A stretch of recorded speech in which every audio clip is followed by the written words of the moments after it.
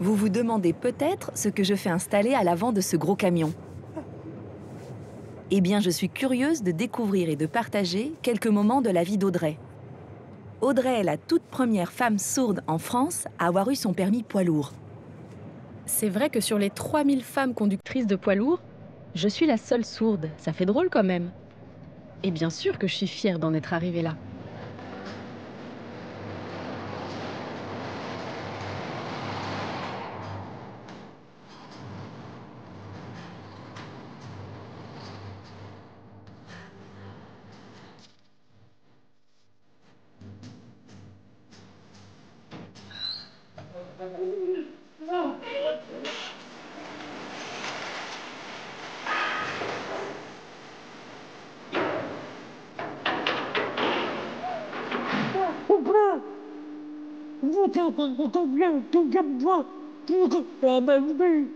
Je te mette le HV derrière.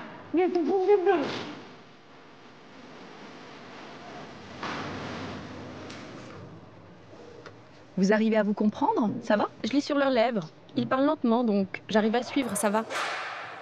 Et toi, quand tu parles, ils arrivent à te comprendre? Parce que tu as une voix de sourde. Au début, c'était pas évident. On passait plus par l'écrit, mais maintenant, ils se sont habitués. Ça fait quand même 4 ans, on se connaît bien. Ils se sont habitués à ta voix. Oui, mais il y a une personne derrière. Le cariste, lui, il a un peu de mal. Alors on écrit. Et quel est l'intérêt de te placer ici? Moi, je me mets toujours ici parce que d'ici, je vois tout. Derrière, c'est interdit aux chariots élévateurs. Tu ne peux y aller qu'à pied. Donc là, je suis bien. Souvent, il y a des collègues qui se placent là-bas. Et on les rappelle à l'ordre pour qu'ils viennent se mettre ici. Parce que c'est d'ici qu'on a une vue d'ensemble et qu'on est le plus en sécurité. Moi, ils n'ont pas besoin de me le rappeler. Je me place systématiquement là. Ouais, mais la caisserie.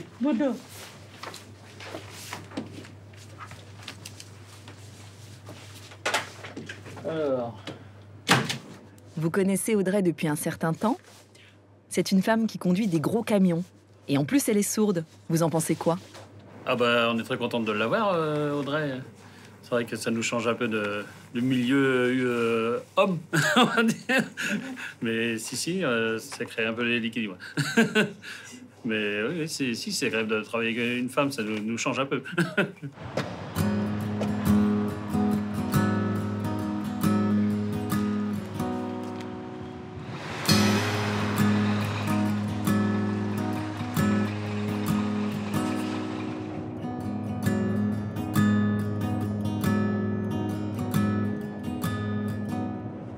Aujourd'hui, je travaille toute la journée en local.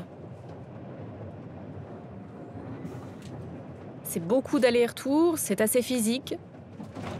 Je vois beaucoup de clients dans une journée, donc ça me fatigue beaucoup. Je préfère travailler en régional ou en national, parce qu'on rencontre moins de clients. Parfois, on peut être 2 jours sur la route avant de voir un client. Pour moi, c'est mieux.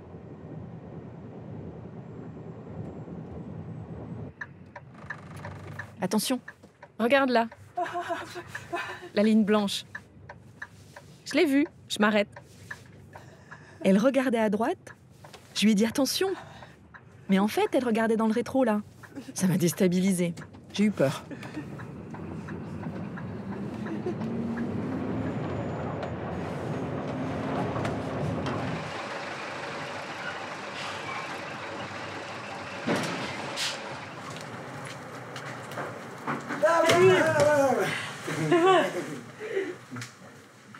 Audrey, Bonjour. C'est fini. Oui, fini, ça y est, terminé. Ouais. Beaucoup de vent, hein. Beaucoup de vent, ça souffle bien. Quand vous l'avez vue pour la première fois, une conductrice de camion, une femme et en plus sourde, vous en avez pensé quoi? La première fois que j'ai vu Audrey, c'était à quai. Dans la remorque en déchargement. Bon, déjà, je m'y attendais pas. Et c'est vrai que j'étais très surpris. Je me suis dit, waouh, Audrey, franchement, c'est un petit bout de femme qui en veut, voilà, qui est très battante. Et, comment dire, beaucoup de mérite de rouler en 44 tonnes sur des mètres, quoi. Ça fait longtemps que vous exercez le métier de chauffeur routier. Alors selon vous, même si vous ne pouvez pas vraiment vous mettre à sa place, qu'est-ce qui est le plus difficile pour elle? Le chauffeur, il y a quelques années, en arrière, on était au volant. Maintenant, il faut être polyvalent. Il faut savoir tout faire. On a beaucoup de papiers à gérer, on a beaucoup de logistique, on a beaucoup de manutention aussi. Beaucoup de manutention à faire. Et Audrey doit être vigilante encore beaucoup plus que nous. Et les gens, des fois, ont du mal à réaliser au bout de ce qu'elle accomplit pour en arriver là. Ça fait plaisir. Parce qu'on ne dit pas souvent des choses comme ça. Moi, parfois, j'ai envie d'avoir un peu de reconnaissance. Qu'on me dise que je travaille bien. Normal, comme tout le monde.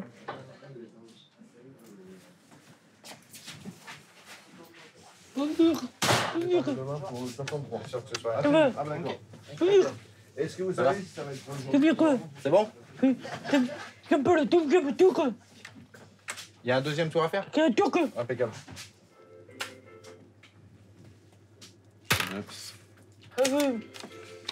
Et après... Tu regardes, il doit y avoir une ou deux livraisons.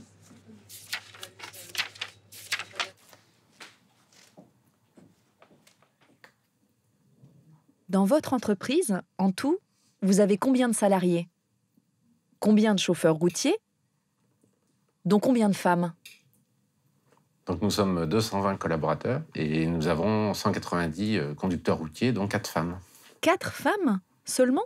Oui, c'est un métier, on peut dire, très masculin. D'abord parce que nous travaillons sur des marchés de transport, de transport industriel, où il y a énormément de manutention. Et donc, évidemment, les femmes sont moins attirées par une entreprise comme la nôtre. Quand Audrey est arrivée dans votre entreprise pour faire un stage, comment l'avez-vous accompagnée? Et lorsqu'elle a été embauchée, comment a-t-elle intégré l'équipe?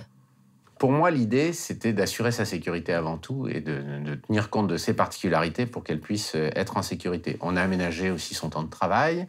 On a surtout aménagé ça parce qu'elle a une pénibilité un peu plus forte qu'un autre conducteur routier, puisqu'elle a une attention au volant qui est beaucoup plus forte, beaucoup plus soutenue qu'un autre conducteur routier. Mais moi, j'ai fait en sorte plutôt qu'elle rentre dans l'équipe comme n'importe quel autre collaborateur. Et je ne dirais pas que j'efface au maximum le fait qu'elle soit sourde, mais j'essaye de faire en sorte que dans la relation avec les autres collaborateurs, les choses se passent de façon la plus fluide possible. Et le fait qu'Audrey soit sourde n'est même plus un événement dans notre entreprise depuis déjà bien longtemps. Quelles sont les particularités d'Audrey? Est-ce qu'elles ont été un plus pour votre entreprise? Ça n'a pas été un plus au niveau, on va dire, technique, ça a été un plus au niveau humain. C'est-à-dire l'attention qu'on peut apporter à l'autre. Ça, c'est clair que les collaborateurs de l'entreprise sont beaucoup plus attentifs, et puis au moins ils la regardent. Ça pousse les gens quand on communique, à se regarder, ce qui est rarement le cas quand on est entendant. Donc c'est plus un élément de cohésion d'équipe pour nous que de trouver des astuces de sécurité applicables à tous.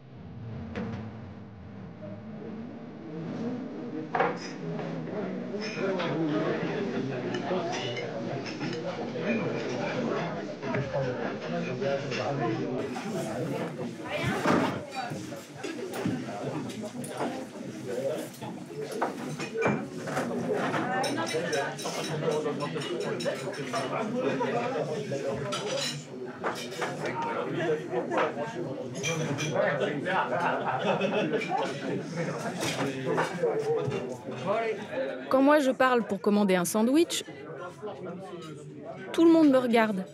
Je me sens pas bien. En plus, je porte le gilet jaune avec l'oreille barrée qui signale que je suis sourde. Quand j'arrive ici, dans cette ambiance, comme je te le dis, je suis mal à l'aise. Pourquoi je ressens ça, je sais pas. Mais on me regarde de la tête aux pieds. Comme si je débarquais d'une autre planète. C'est ça que j'aime pas. J'ai un sentiment bizarre. Je suis gênée, c'est tout.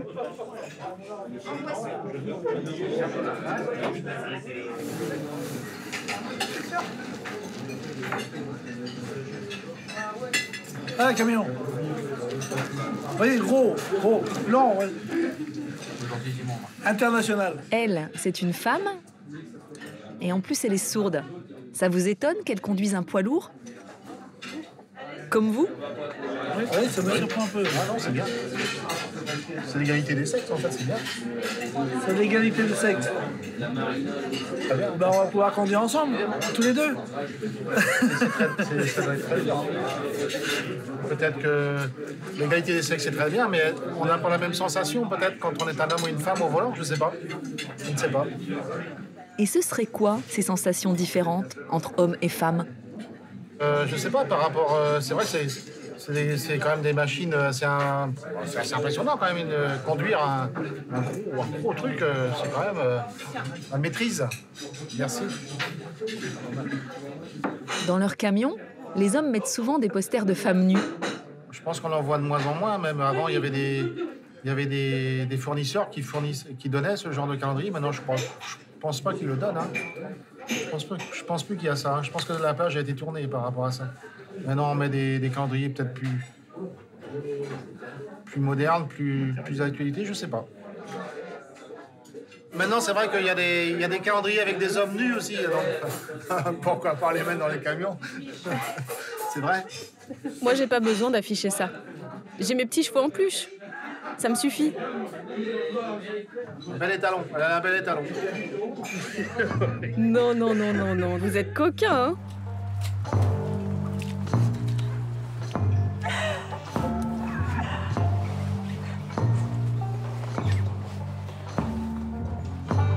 Tu es devenue conductrice de camion grâce au cheval. C'est ce que tu m'as dit. Tu peux m'expliquer pourquoi? Eh bien, au départ, quand j'ai acheté ma jument, je n'avais pas le permis pour conduire un vent. Et puis j'ai commencé à pas mal me déplacer pour participer aux compétitions handisport. Il fallait que je passe ce permis, parce que les frais de location, c'était cher. C'est comme ça que j'ai passé le permis EB, et que j'ai acheté le vent, qui est là-bas. J'ai été à fond dans la compétition pendant 2-3 ans. Je n'arrêtais pas. Et puis, il a bien fallu au bout d'un moment que je retrouve un travail, pour gagner ma vie. Pendant ma recherche, j'ai appris qu'une réunion d'information sur le permis poids lourd était programmée. Je me suis dit, puisque je me déplace partout en France pour le sport, pourquoi pas? Mais Cap Emploi m'a dit que c'était pas possible parce que j'étais sourde. Le fait qu'ils me disent ça, ça m'a révoltée. J'ai eu envie de leur prouver le contraire. Et comme j'aime conduire, j'ai voulu essayer. Alors j'y suis allée et j'ai réussi.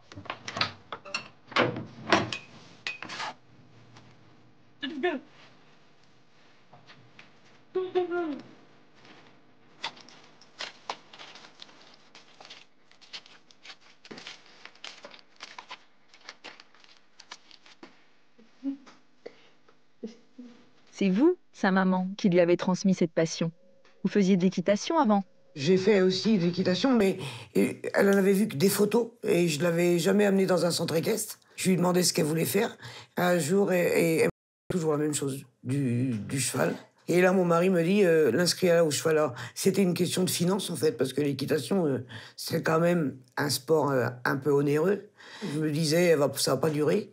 Donc, j'ai investi dans aucun matériel, mais en fait, j'étais obligée de vite acheter des bottes, une bombe, parce qu'en fait, c'est accroché tout de suite. Ouais,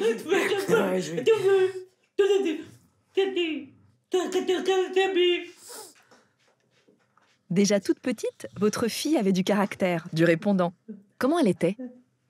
Toute petite, de toute façon, elle voulait toucher à tout. Alors, dans le jardin, elle voulait semer des graines avec moi. Elle voulait venir à la chasse. Elle voulait venir à la pêche. Vous auriez imaginé qu'elle deviendrait conductrice de camion? Vous pensiez qu'elle ferait quoi? Non, j'aurais pas imaginé qu'elle aurait pu faire ce métier. Je la voyais plus dans les bureaux. Mais c'était son choix et voilà, je suis très contente qu'elle fasse ça. Ça lui plaît, donc franchement, ouais, je suis fière. Et dans votre entourage, qu'est-ce qu'on vous dit? Les gens en pensent quoi? Ils me disent bravo pour Audrey, puis d'autres qui sont complètement... qui font pas attention. Parce que pourquoi pas le président qui t'a dit... Vous qui réunirez que tu ne vas pas trouver du travail de la comptabilité, tu travailles dans le camion. Qui réunirez. Déjà, pour faire de la comptabilité, pour Audrey, c'était hyper compliqué. Presque plus compliqué que d'apprendre à conduire un camion. Au bout de quelques mois de formation, elle s'est rendue compte qu'en fait, il la formerait pas. Et du coup, ça l'a un peu dégoûtée. Et elle a fait 1 an et elle a arrêté, elle a abandonné, elle a baissé les bras. Elle était pourtant pleine de vigueur, elle voulait faire un BTS et puis après passer sur une formation pour faire comptable et plus. Mais du coup, elle s'est retrouvée quand même après, pendant quelques années, sans rien, un peu déprimée, ça a été difficile. Et puis, à force de se battre, Cap Emploi et tout ça, elle a fini par faire cette formation de conducteur routier et là, ça a fonctionné. Dans ce journal, il y a tout un article sur Audrey. Un portrait d'Audrey camionneuse. La question « est-ce dangereux ?» est posée. Vous en pensez quoi? C'est pas plus dangereux un entendant qu'une personne sourde. Moi, quand j'ai vu ça, ça m'a aussi... ça m'a mis un petit peu en colère à l'intérieur de moi. J'ai pas voulu le faire voir, mais... Je vois pas en quoi elle pourrait être dangereuse dans sa voiture. Quand on conduit avec le vent, elle fait autant attention que quelqu'un. Alors c'est sûr que souvent je lui dis, si les pompiers arrivent derrière ou une sirène, c'est évident qu'elle va pas l'entendre. Mais du coup, elle a développé la vision sur ses rétroviseurs et ce que beaucoup de personnes qui entendent font pas attention spécialement. Donc non, moi je la trouve pas plus dangereuse que quelqu'un d'autre.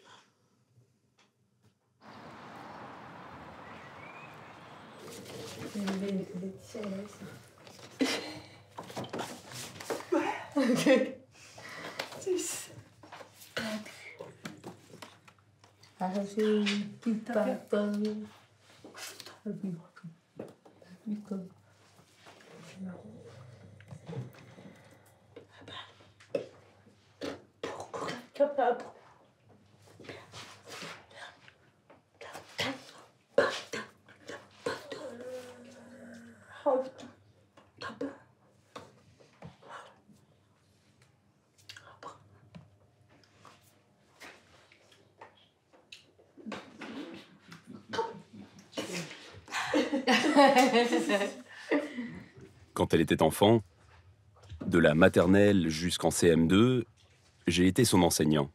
Elle était battante, avec un fort potentiel. Et quand je la vois aujourd'hui, je suis fier de toi, de ton évolution, de ce que tu es devenue. C'est rare une femme camionneuse. Ça me touche beaucoup ce que tu dis, parce que tu as été mon premier modèle en langue des signes. Tu m'as appris cette langue, tu m'as fait découvrir l'identité sourde, ce qu'est un sourd. Le premier adulte sourd que j'ai vu, c'est toi. C'est pour ça que ça me touche beaucoup. Merci. C'est comme si elle avait trouvé la clé et ouvert la porte pour les autres sourds. Mais pas qu'ici, partout en France. Elle a réussi à se faufiler, à passer outre les difficultés, à ouvrir les portes et à donner de l'espoir à d'autres femmes aussi. Tu es la première, d'autres suivront et vous pourrez en parler ensemble. Oui. C'est pas possible. Le problème, c'est qu'on en a pris l'habitude. On l'a tellement entendu, enfant, à l'école, on nous l'a tellement répété qu'on a fini par le dire nous-mêmes. Faut arrêter de se dire que c'est pas possible. Et au contraire, aller de l'avant, ouvrir les portes. Pour moi, faut vraiment s'écouter. Si au fond de soi, on sent qu'on peut, alors il faut y aller. Même si les autres te disent c'est pas possible, il faut foncer.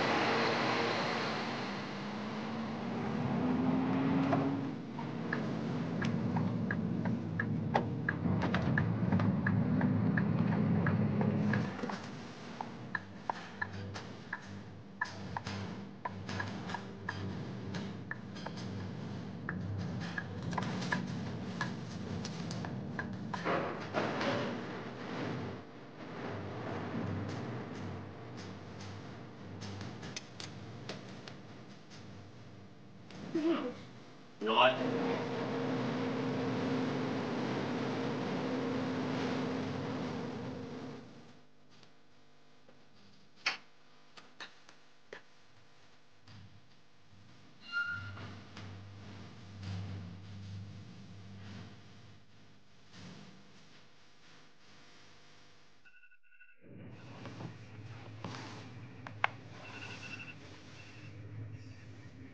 Conductrice de camion, c'est le métier dont tu rêvais quand tu étais petite? Ah non. Non? Alors, qu'est-ce qui t'a amené à changer de voie?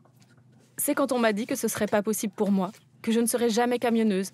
Impossible, je voulais leur montrer qu'ils s'étaient trompés. Ah oui, impossible.